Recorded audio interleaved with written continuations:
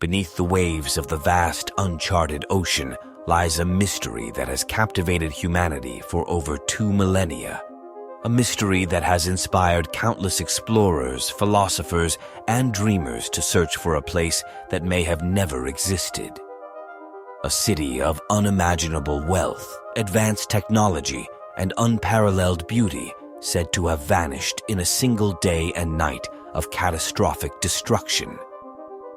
This is the legend of Atlantis, the lost city that has become synonymous with the ultimate enigma.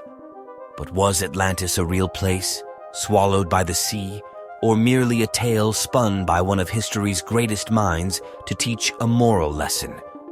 The truth is as elusive as the city itself, and today we're diving deep into the murky waters of history, myth, and science to uncover the secrets of Atlantis. Prepare to question everything you think you know, because this story is anything but simple. Our journey begins in ancient Greece, around 360 BCE, with the philosopher Plato. It's in his dialogues, the Timaeus and the Critias, that Atlantis makes its first and only appearance in recorded history.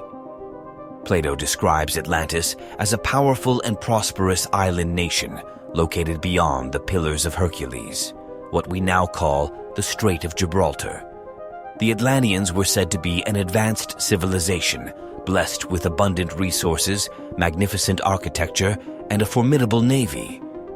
But their wealth and power corrupted them, and they became arrogant and warlike, attempting to conquer the Mediterranean.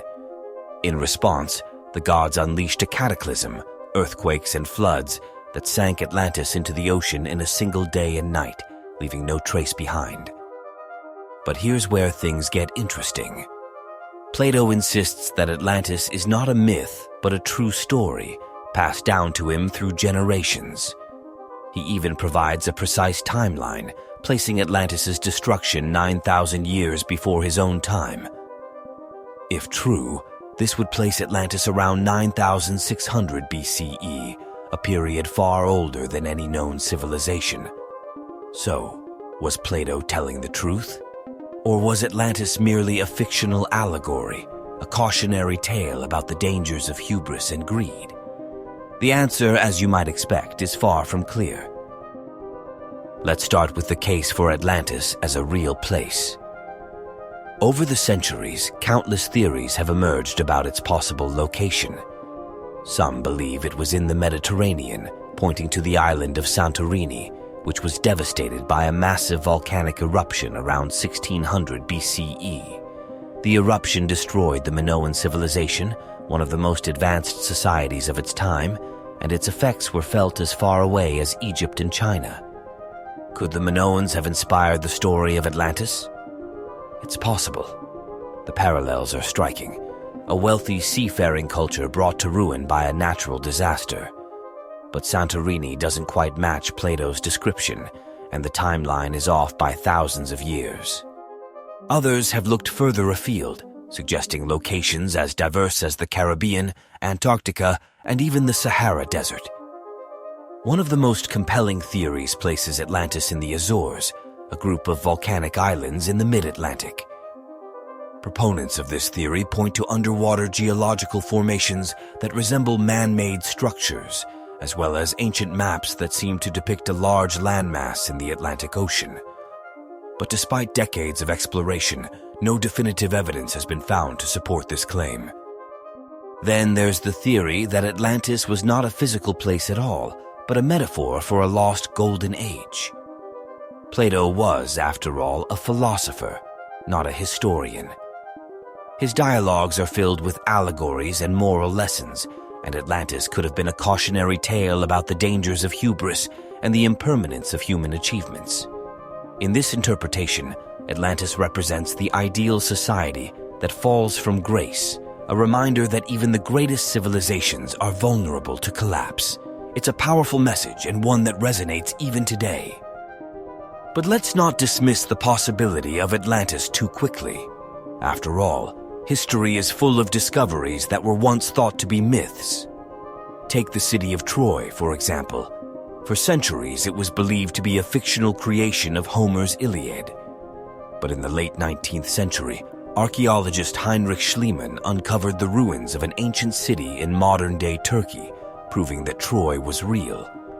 Could the same be true for Atlantis? It's not impossible. The ocean covers more than 70% of our planet, and we've explored less than 5% of it. Who knows what secrets lie hidden beneath the waves? One of the most intriguing pieces of evidence comes from the Bahamas, where a series of underwater formations known as the Bimini Road have sparked speculation about a possible Atlantean connection. The formations, made of large rectangular stones, appear to be man-made, leading some to believe they are the remnants of an ancient civilization. But skeptics argue that the Bimini Road is a natural formation created by geological processes over thousands of years. The debate continues and the truth remains elusive. Another tantalizing clue comes from the ancient Egyptians. According to Plato, the story of Atlantis was passed down to him by an Egyptian priest who claimed that the Atlanteans had once warred with an ancient civilization that predated Egypt. Could this be a reference to a lost chapter of human history? Some researchers believe so, pointing to evidence of advanced engineering and astronomical knowledge in ancient cultures around the world. From the pyramids of Giza to the megalithic temples of Malta, there are signs that our ancestors may have been far more sophisticated than we give them credit for. Could Atlantis have been part of this global network of ancient civilizations? It's a fascinating possibility, but one that raises more questions than answers. And then there's the mystery of the Atlantean technology. Plato describes the city as a marvel of engineering, with concentric rings of water and land, grand canals, and towering temples. Some have speculated that the Atlanteans possessed advanced technology, perhaps even harnessing electricity or mastering flight. While this may sound like science fiction, it's worth noting that many ancient cultures have legends of flying machines and other advanced technologies. Could these stories be echoes of a lost civilization? Or are they simply the products of human imagination? As we delve deeper into the mystery of Atlantis, one thing becomes clear. The line between truth and myth is often blurred. Whether Atlantis was a real place or a figment of Plato's imagination, its legacy endures. It has inspired countless books, movies, and expeditions, and it continues to capture our collective imagination.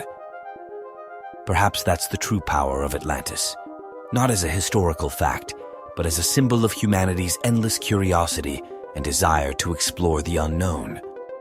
So, what is the truth about Atlantis? The answer, like the city itself, may be lost to time. But perhaps that's the point.